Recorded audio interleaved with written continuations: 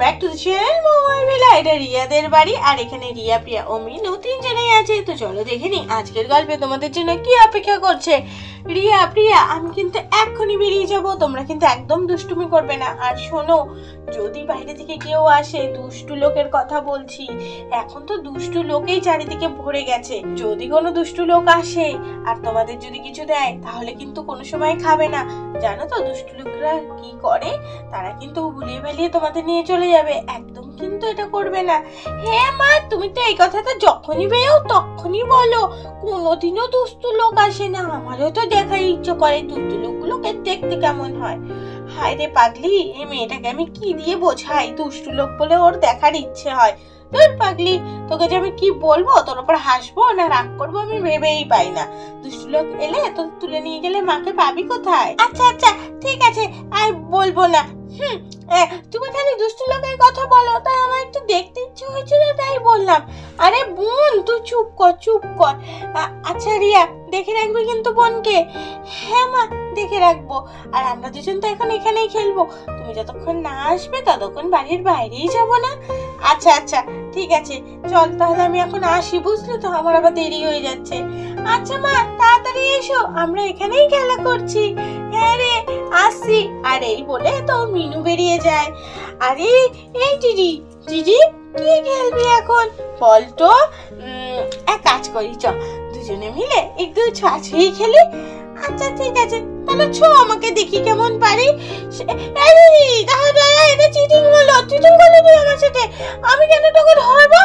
আমি ছোট বলে আমি কেন আগে তোকে ধরবো? তুই আমাকে ধর। দিদি তুই আমাকে ধর। না না, পারে না ধরতে, পারে না ধরতে। দাঁড়া বলছি, দাঁড়া। আর এই বলে তো দুজনে খুব মজা করে খেলতে শুরু করে দেয়। তুই পারবি না রে আমাকে ধরতে, ওর জন্যই তো রাগ করছিস। না রে দিদি, আমি পারবো পারবো, কিন্তু তুই আমাকে এইভাবে ঠকাচ্ছিস কেন? চিটিং করছিস তুই। দাঁড়া বলছি, দাঁড়া। আর দুই বোনে খুব মজা করে খেলছে, আর ওইদিকে একটা দুষ্টু লোক তো সে আড়াল থেকে দেখছে। আরে এই বাড়ি থেকেই তো মনে হচ্ছে মহিলাটা বেরিয়ে গেল, আর দুখানা বাচ্চা একা একা বাইরে খেলছে। এই সুযোগ তো হাতছাড়া করা যাবে না।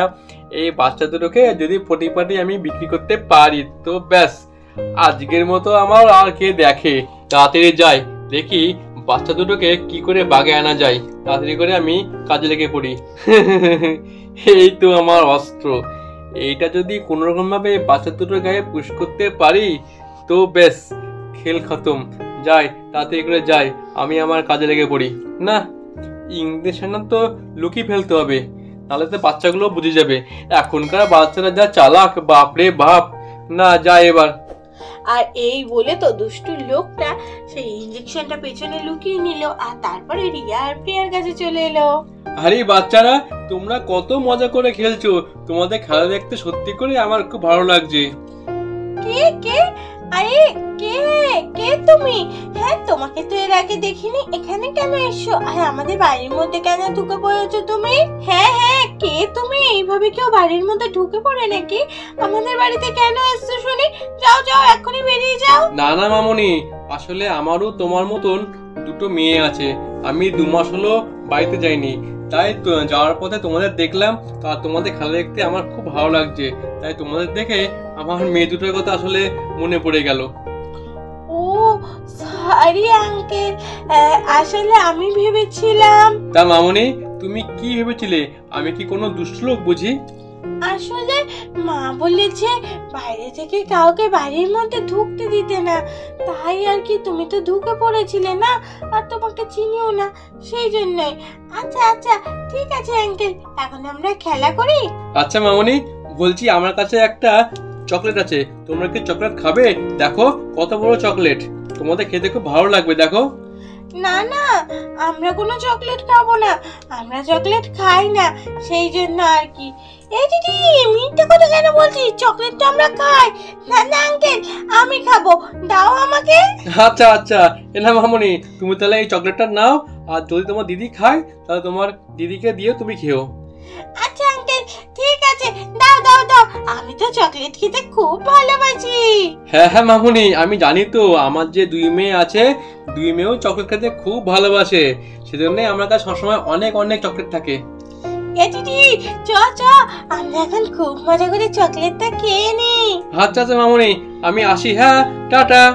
আর এই বলে সেই দুষ্টু লোকটা তো সেখান থেকে চলে যায়, কিন্তু দুষ্টু লোকটা তো রিয়া প্রিয়ার কোনো ক্ষতিই করলো না। কি চাইছে কি, তো চলো দেখতে থাকো। এই দিদি চকলেটটা খাবি না? এই বুনি বুনি, তুই কি ভুলে গেছিস মা কি বলেছিল? মা তো বারবার করে বলেছিল যে বাইরের লোকের কাছ থেকে কোনো কিছু নিতে না। আমি সেই জন্য বললাম, আর তুই বললি যে না আমরা চকলেট খাই।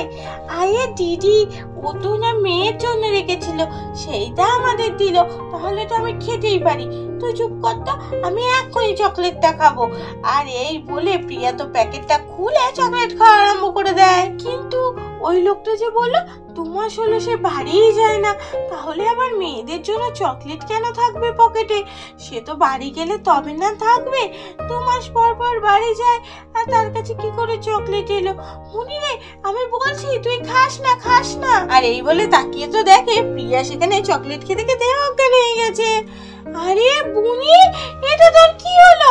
এই বুনি, কথা বল বুনি, বারবার করে বললাম দুষ্টু লোকের কাছ থেকে কিছু নিস না, নিস না।